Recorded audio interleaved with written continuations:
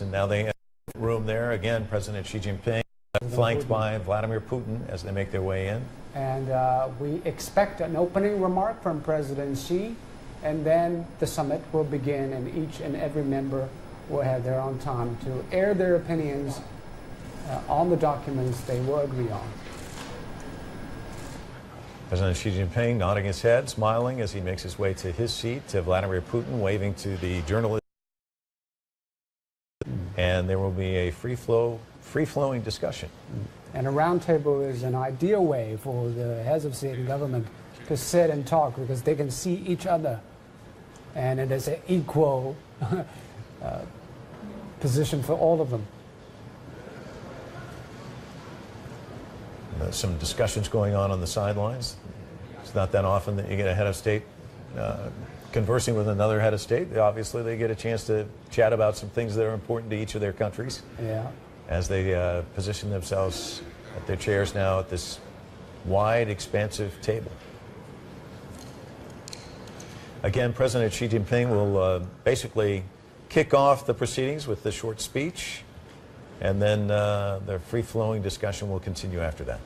And that meeting will last the whole morning until they will have a photo op last when they finish their discussions. And this afternoon there will be a press briefing where Chinese president will outline the major achievements of their meeting.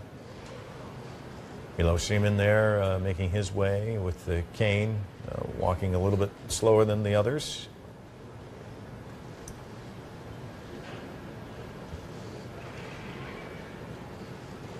Again, you see the flurry of activity, a lot of journalists, interpreters.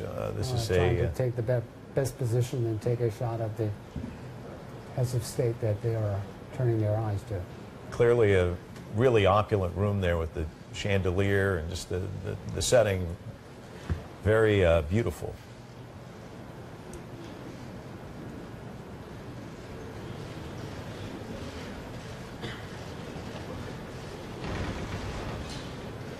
So again, yesterday we had a number of speeches, about 12 after President Xi Jinping spoke to the gathering, and then there were plenary sessions where kind of breakouts where people had a chance to kind of have their own free-flowing discussions. A lot of delegates here from business and NGOs, think tanks. There are parallel seminar discussions in the afternoon, divided into topics on trade, investment, policy coordination, and people-to-people exchange. And now the leaders come together, and they will have a manifesto of the political commitment to this initiative.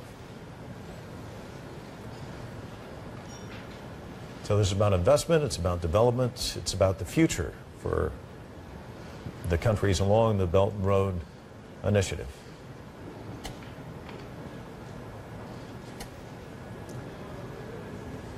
In just a moment or two, President Xi should be addressing the gathering. Very soon, President Xi will kick off with an opening remark. It's funny when you put this many people in a room and then it's hushed, you know, as they all wait for things to get underway.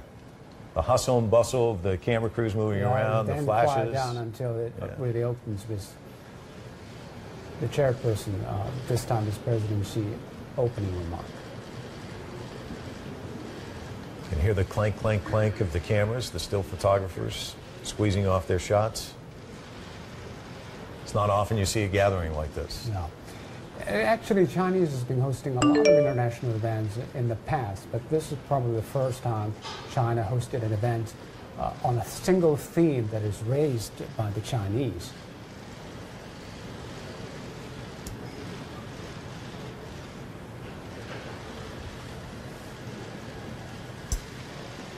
So again, we're just moments away from the kickoff to the round table discussion.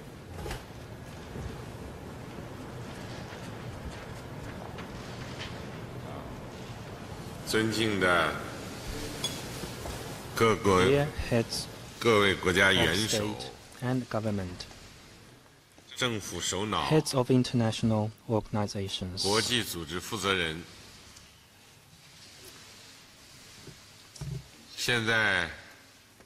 I now declare open the Leaders' Roundtable of the Belt and Road Forum for International Cooperation.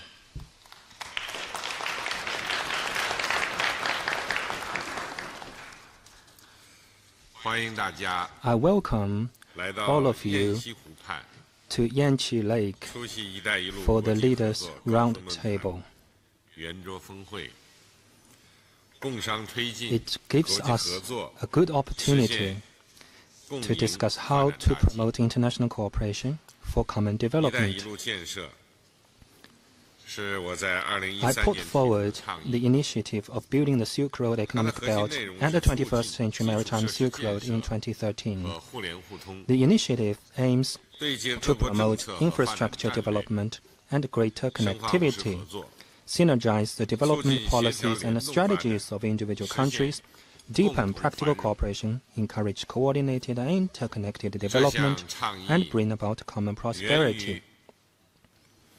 I have come up with this Belt and Road Initiative based on my observation of and reflection on the situation of the world.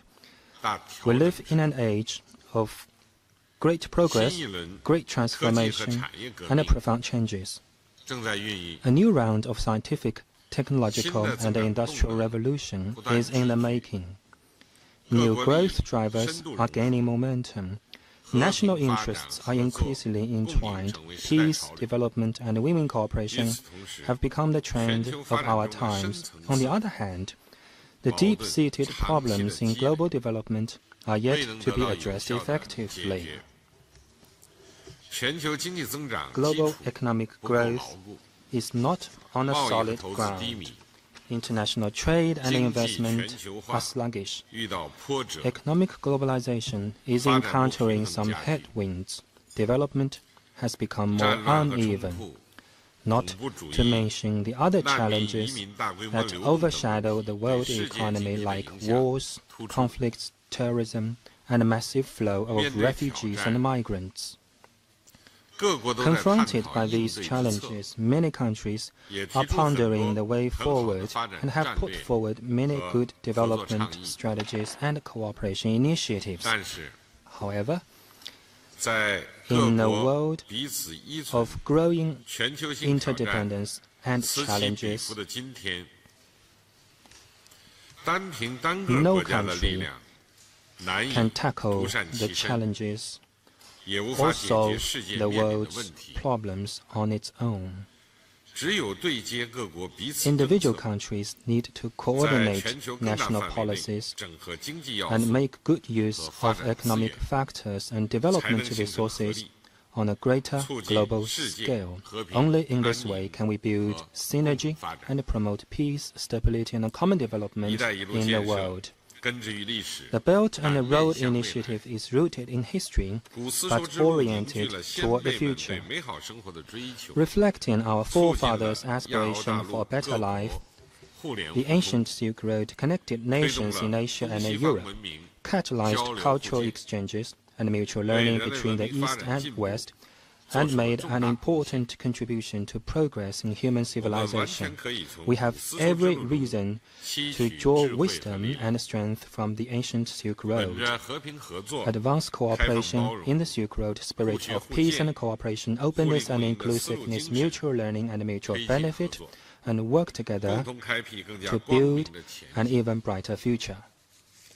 The Belt Initiative originates from China but belongs to the world. It involves countries in different regions at different development stages and with different cultures. It is a platform of open and inclusive cooperation and a public good we jointly provide to the world.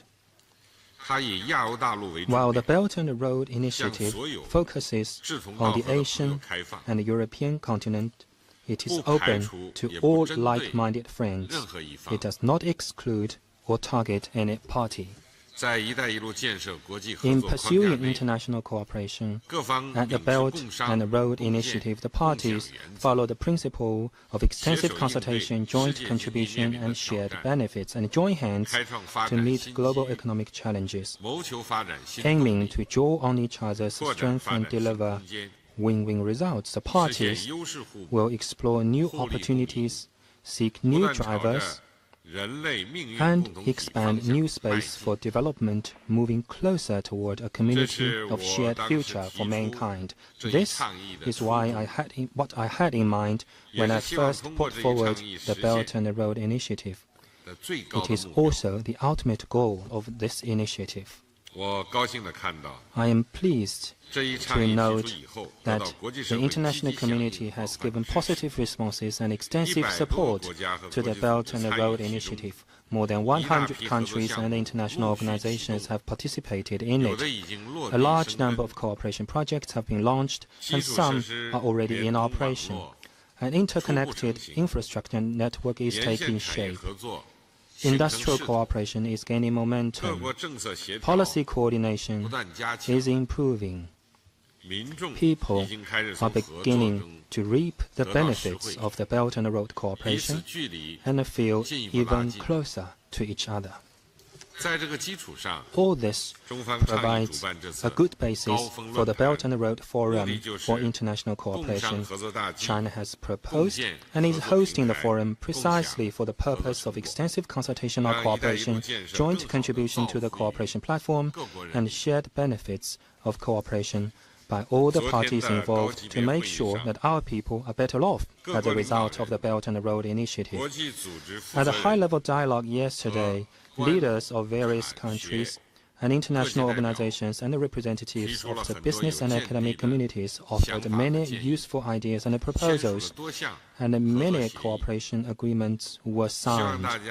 I hope today's roundtable will help us build more consensus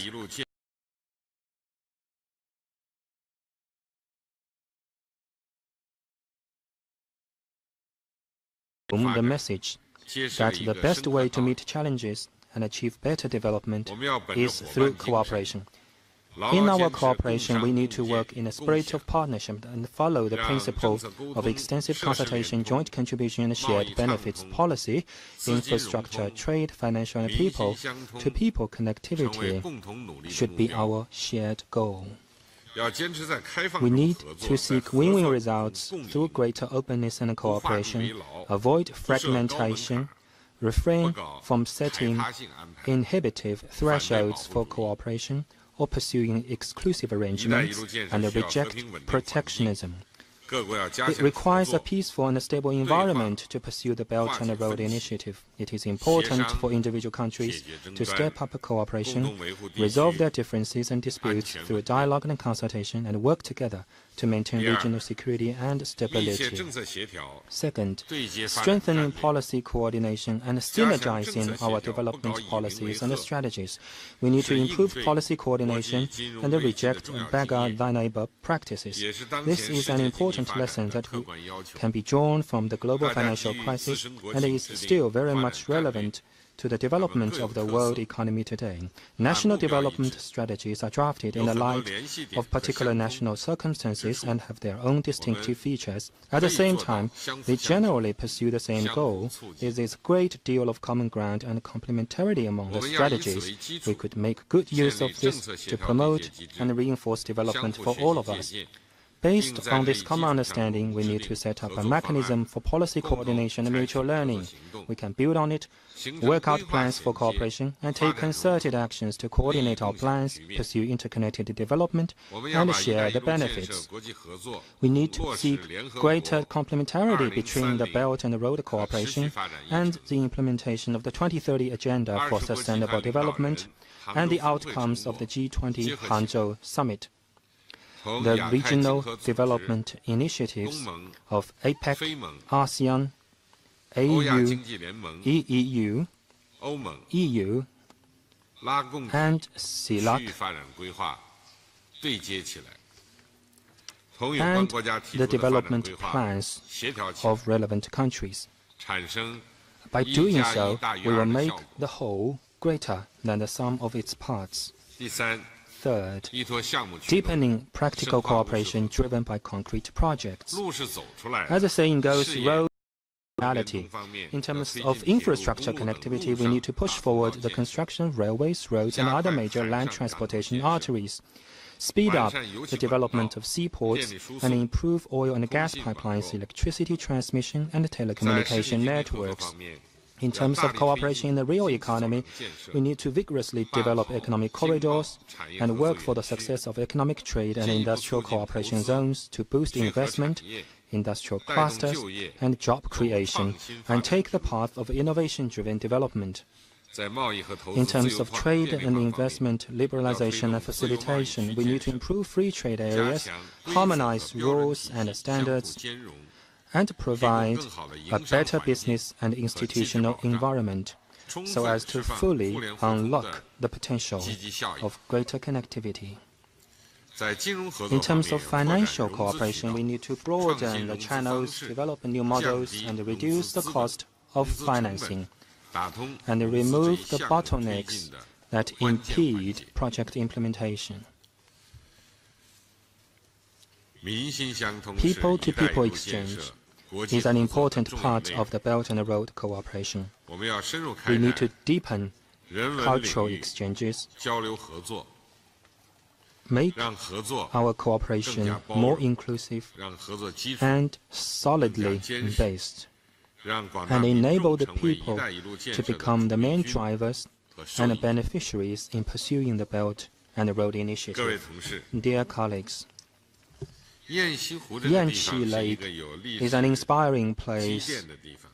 with a 这 rich 个外面的群山中啊 history,，就有 and 中 you 国 can 的 see 长城遗址。 in the mountains the 这里 relics 是一 of 个 China's 启迪 Great 思想的 Wall. 地方，也是一个开启合作 It 征程 is 的 a 地 good 方。 place to start our journey of 很多人形 cooperation. 容它 Many people have 形象地比喻它 compared the Belt 一 and 带 the 一路 Road 就像一对 to a 腾飞的 pair 翅膀， of soaring wings. 让我们以 Here 雁西 from 湖为 Yanqi 新的 Lake, 起点， let us 摊 spread 开双翼， our 一起飞 wings, 向 soar 辽阔的蓝天， to the 飞向 sky, 和平发展 and reach 合作 out together for a 共赢的 future 远 of 方。 peace, development, and win-win cooperation. Thank you.